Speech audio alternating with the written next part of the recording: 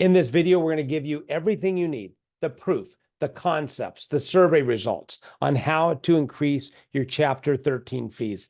Everything's going to be given to you so you can approach your judges and get paid what you deserve.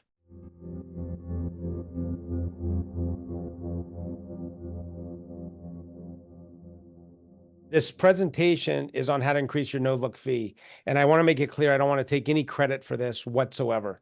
There's a great pillar of information and pillar of experience in the bankruptcy community, a man named John Orcutt, who's the largest filer in North Carolina. And he is a client of 720 and a good friend. And we were talking before NACPA 3, 4, 5 months ago. And we just gave a speech on how to increase your no-look fees at NACPA in Colorado Springs. And he said, you know, Phil, the greatest money I've ever made was increasing my no-look fees. And I was, oh, really? Yeah. I've probably made the equivalent of $100,000 an hour on the time I spent increase my no-look fees.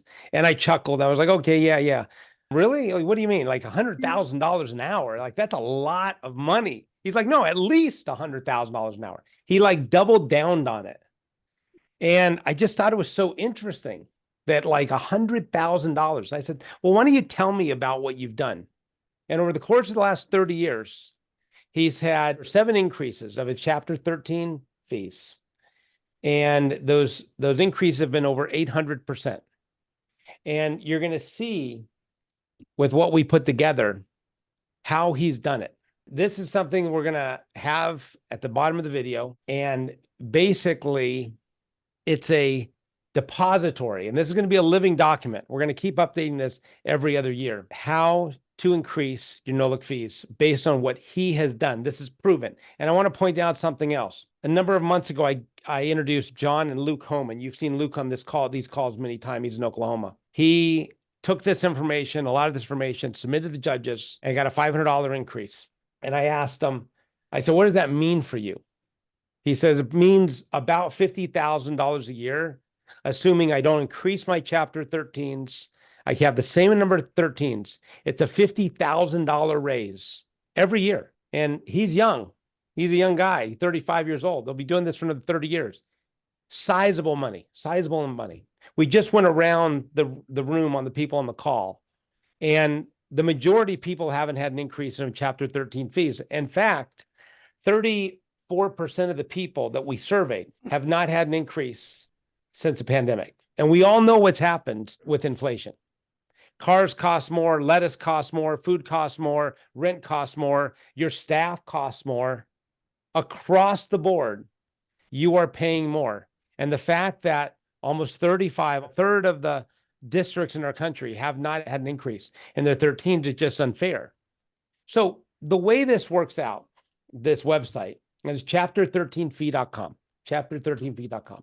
And it says really clear, the goal is clear: to help you secure higher attorney fees, not only cover your expenses, but to empower you to expand your practice, keep your staff, while also safeguarding market fluctuations, right?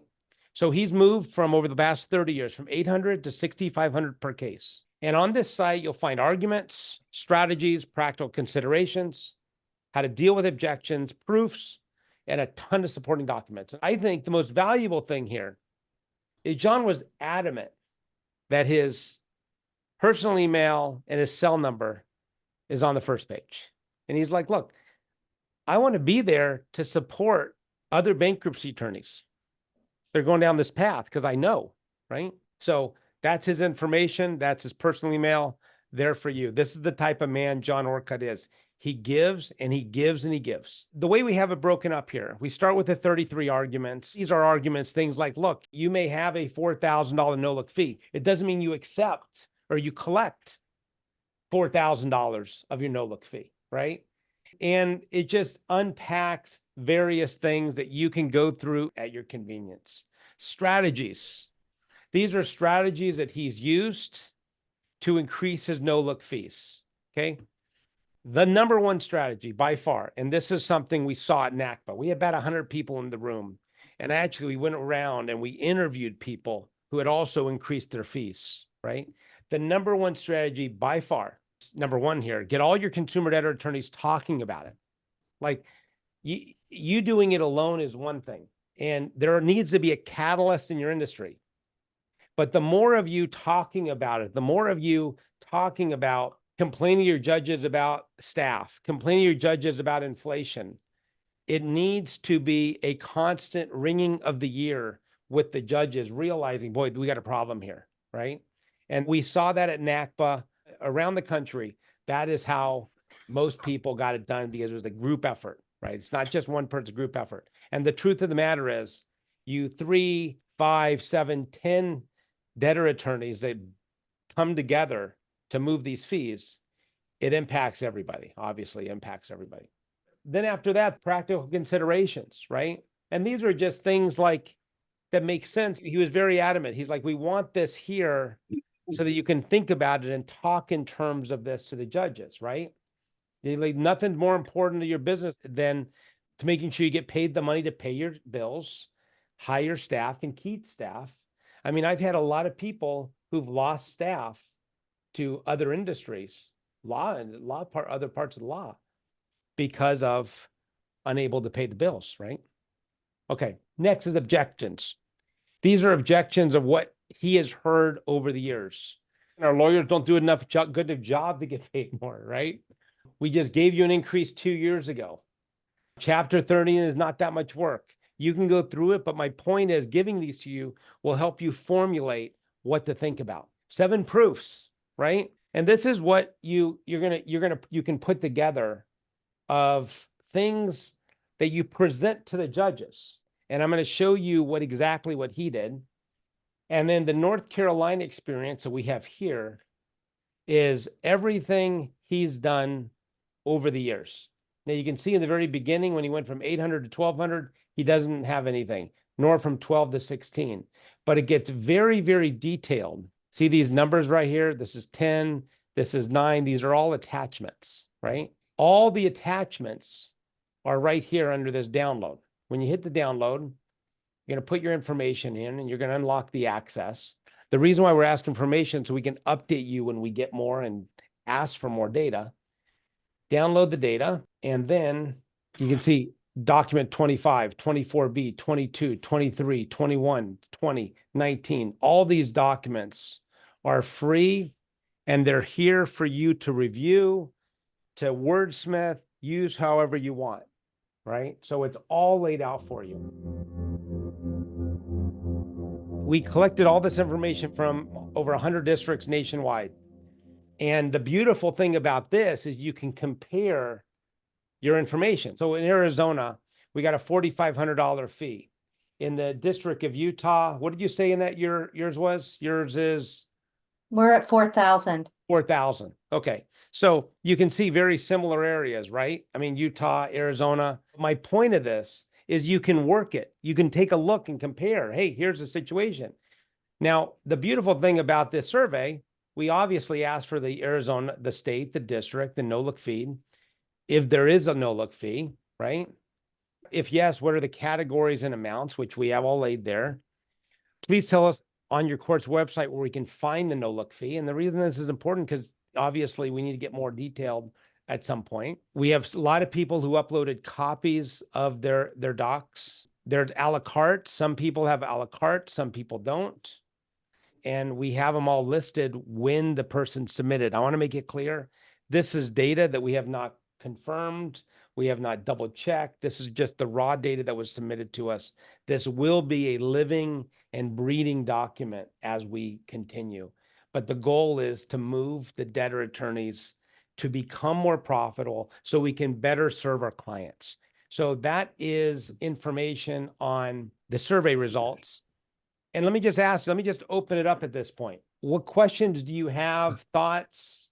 If you've helped raise your Chapter 13 fees, share that. Anything you'd like to share for the good of the whole. Any thoughts on this? Come on, I got some smart people on the line. You want me to call you out? Stuart, come on, give me a thought process on this. I hadn't really thought about it before. It's something that I think we're probably due for. I don't know if anybody has ever organically tried it in our district, and just, I don't think I should. Yeah, You're Illinois, right? Yeah, we're Northern District of Illinois. So in Chicago. Northern District of Illinois, you're at 4,500, right?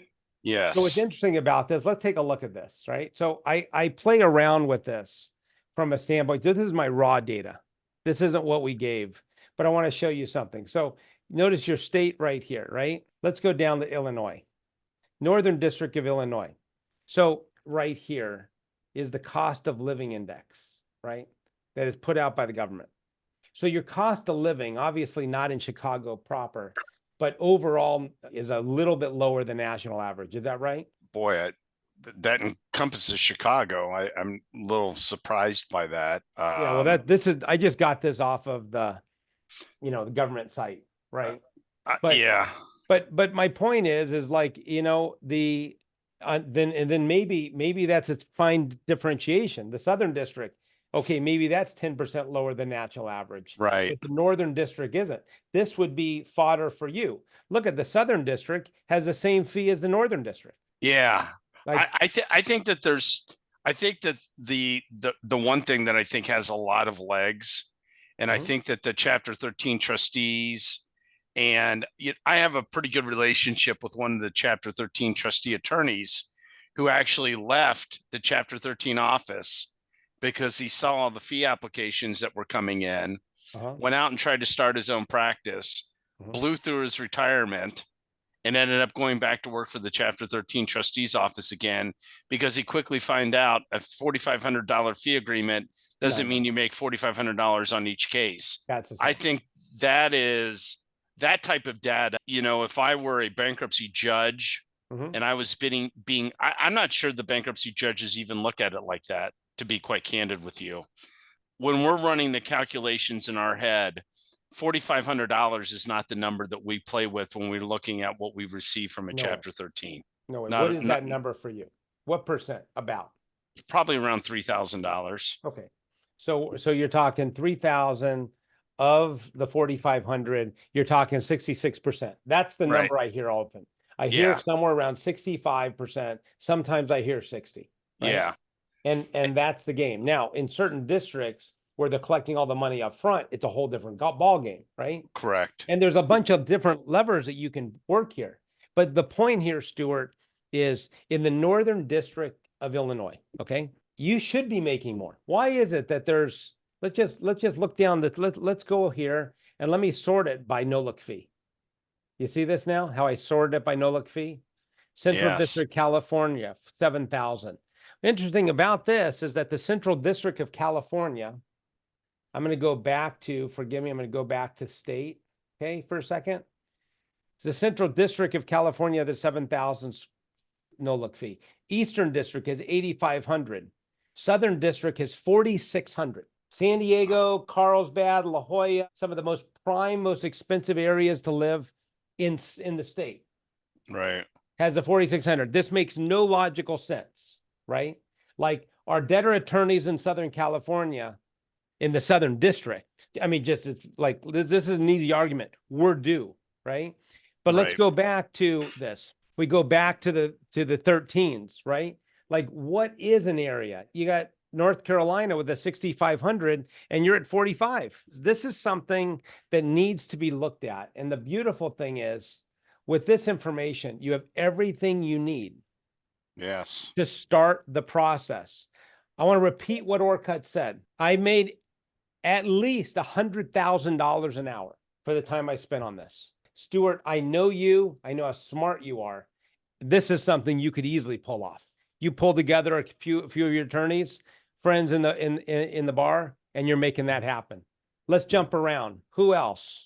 Well, if we're talking about inflation, I've got an inflation calculator open right here. And when I started practicing in this district, the no-look fee for a 13 was $3,500. That was 2009. I don't know how long that had been in place, but anyway, I just converted $3,500 in 2009 dollars. $2023, which is the most recent year for which I have data. 500 in 2009 equals over $5,100 in 2023 dollars. Well, right now we're at 4,500 in this 4,500. Right. So it seemed to me, just looking at inflation alone, that would justify at least another $500 for us. Well, and Matt, I'm glad you brought it up because this is something John said over and over and over, and I don't want to miss this point. Just because you got a fee increase a year ago, now's the time to start working on the next one. Now's the time. Okay. that you are serving your clients. You will serve your clients better, being more profitable. I mean, your point about the inflation is such, right? Oh, I mean, it sounds great. Let's go up to 4,500. Guess what? It's not enough. I mean, you read in the Wall Street Journal 2 days ago how we're still fighting the inflation. This is a problem, and it impacts us uniquely. It impacts debtor attorneys uniquely because we cannot afford to pay because we're locked in from a perspective of price wise. Stuart, you want Phil, to jump in? yeah, Phil, I just have a quick question. So when these fees are being increased, is this something that the dividend for the unsecured creditors is suffering? Or is it that the overall plan basis is just increasing and it's a price increase that's being passed along to the clients? You know, Stuart, I wish John was on the phone to answer that question. That's something that's something that I would know if that objection had popped up, because here in the Northern District of Illinois, there's no sort of written rule about this, but 10% dividend to general unsecured creditors is about as low as we can go. We have a new Chapter 13 trustee who actually came from North Carolina, and he's seemed willing even to go all the way down to 0% plans. But the other Chapter 13 trustees we have up here are not fans of that at all. Mm-hmm. If we use that 10% baseline of where we're coming, where we have to be, then in essence, this is a price increase that's just getting pushed along to the clients. Well, one thing for sure, Stuart, Chapter 7s, like if you just look at average price of a Chapter 7 over the past 10 years, I don't have any stats on that. I have no stats, but it has absolutely gone up. No question about that. I mean, there is no question. Like everyone who's been in this business has seen it. We saw it with bifurcation, right? Bifurcation was a multiplier. I had attorneys that went from $1,500 to $3,000. The inflationary pressures of Chapter 7 took its course, et cetera, and it's done, right? Chapter 13 is a little different. Well, yeah, I mean, with Chapter 7s is certainly a little bit more market driven than this Chapter 13 stuff is. At least in our district, we're going to be asking for them to pass along a price increase. And I believe that I believe, we haven't increased our fees in 5 years. I mean, in essence. Stuart, I got all the data there proving to you that you're due. It's really based upon how difficult it was to get this done the first time. When I say kicking and screaming, I literally will tell you that lawyers were being yelled at by the chief judge. One of the Chapter 13 trustees, there are 3 in the state, one for the north, one central, and one south. The one in the central part of the state just had it out for attorneys, thought they were charging too much. The chief judge believes that because we use so many forms, obviously to do certain things, he feels there's less lawyering that's being done. So to him, we're getting overpaid. And if anything, and he's told us this even recently, he would like to see the fee reduced. Yeah. Of course, we all complain that we're underpaid. This has been a problem for a long time. When was your last increase? Let me see if I don't know. I don't remember exactly if I know. Here's the summary.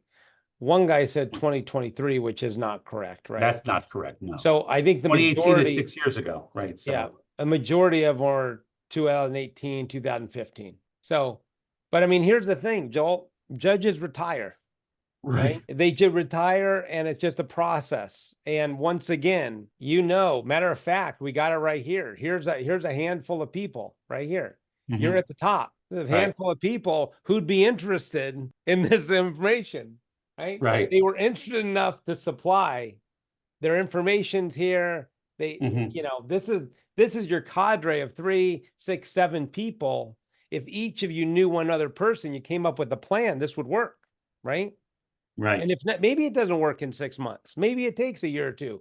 But let me tell you, it's going to raise the tides for everything. So it's just a thought process, right? No, we're definitely going to have to do something. I mean, it's well, especially New Jersey. It's gotten so expensive, and the north is different than the south. Let me look at New Jersey. It's really a tale of 2 states. The New Jersey, if I look at New Jersey. So Jersey is a difficult thing because New Jersey is really 2 states. Oh, it is? Okay. The state of North Jersey, the state of South Jersey. So what people around the country think that New Jersey is a suburb of New York, it is not. Okay.